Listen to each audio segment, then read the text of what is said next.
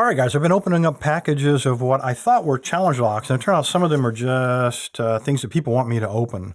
This one came in from, in fact, I'll let you see the note here because the personal information is actually on the other side. It says, hello, Bill. Although this is a cheap lock, it's far from easy to pick. It's unshimmable. Don't try or you may permanently bind the lock. As you'll see if you look down the shaft. Please don't do any destructive testing because it clearly won't hold up. And please use my gamer tag, War Angel. And he gave me a little picture of the key. I think the key is, I can feel something square in here. So that's probably the key. I'm not going to turn this over. As I said, his return information's on the back there. He also included something that's going to come in really handy. This being New Year's Eve, which means I have to babysit my two nephews tonight. My sister's going to drop them off. I have two nephews and one Hershey bar from War Angel. That's perfect. I'm thinking 8 rounds, Mortal Kombat. Living room floor will tire those little guys out. I won't have to deal with them too much. Too late, anyway. All right, back to the lock. You're right. This is a pretty cheap lock. These were made probably in the 1950s, maybe even the 40s. I really don't know. Cast aluminum bodies, and because they look cheap and cast, they actually painted these things a variety of colors. Silver is the most common, I think. When you take a look at this, you can see a seam going right down the side. Down the bottom, both sides. And generally, if you give these a good crack with a hammer, they'll split open and just fall apart. So not high dollar locks. Cast into the back are what appear to be rivets, but they're just fake. They're not real rivets.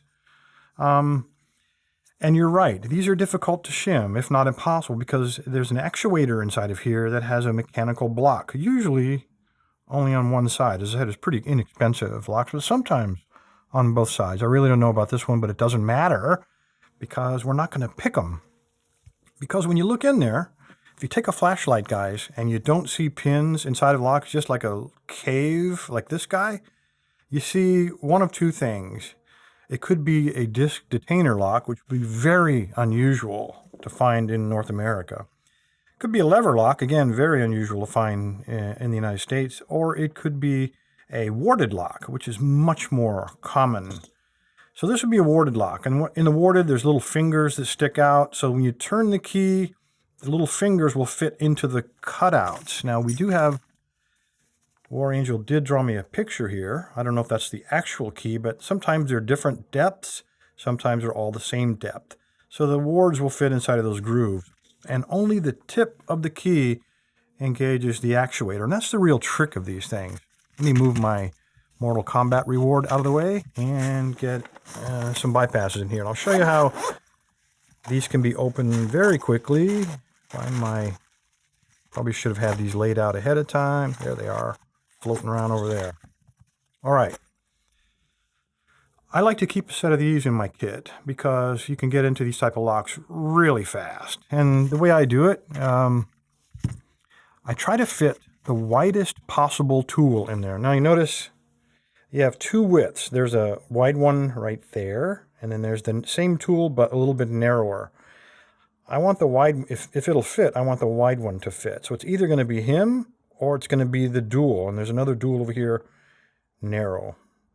So you got two narrow tools and two wide tools. So let's try the wide single because he is absolutely the most common tool to open these. He is locked. I just slide him all the way in and try to get him to go straight. And then you just feel around until you find something springy, like right there. Turn it, feel a little click, and it comes open. That's how easy it is. They all will open with the same actuator. If you try this single one and it doesn't work, then that's when you pull out the double one, because it means there are probably two actuators in there instead of just one. A lot of times the dual will work as well if there's not a gate in exactly the wrong place. Let's see if it'll work. Yeah, he works too. So it's a single actuator, but the dual key works. Anyway, there you go, War Angel. Anyway, I hope everybody had a great Christmas. Looking forward to New Year's. Christmas. What'd you guys get, man? I got two things. First of all, my niece, who always puts a lot of thought into her gifts, gave me this, a chocolate lever lock. Can you believe it? Whoever knew there was such a thing? This was actually made in the UK and brought all the way here.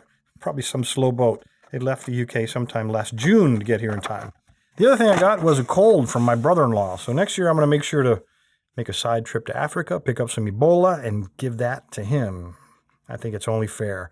Anyway, guys, appreciate your time. Stay safe, stay legal. I'm looking forward to that Mortal Kombat. Thanks, War Angel.